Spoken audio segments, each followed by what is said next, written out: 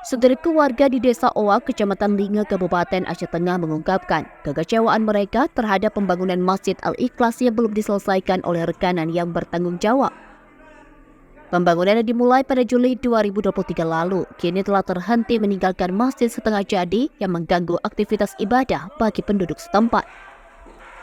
Amatan tribunguide.com, di lokasi masjid masih terpasang batang kayu perancak, atap yang belum merata, tempat kubah yang belum terpasang, hingga lantai belum bisa digunakan dan dinding yang belum diplaster. Sejumlah masyarakat melakukan gotong royong untuk membersihkan masjid, berharap agar saat bulan Ramadan tiba, masjid kebanggaan masyarakat kampung itu dapat digunakan dalam beribadah.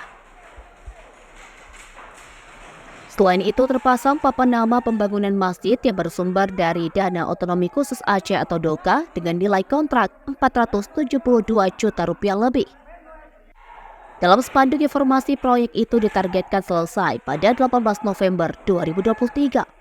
Dalam wawancara dengan beberapa warga setempat pada Minggu 25 Februari 2024, mereka menyatakan bahwa pembangunan masjid tersebut diharapkan dapat menjadi pusat kegiatan keagamaan dan sosial bagi masyarakat. Namun, keluhan mereka terhadap rekanan yang lamban dalam menyelesaikan proyek ini membuat suasana kekecewaan semakin menguat.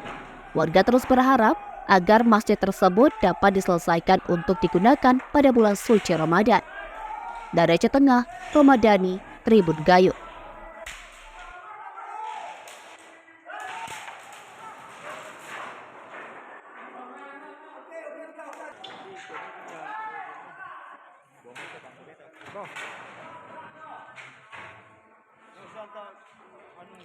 Minum pakai. Berejen. Bersatu juga ya.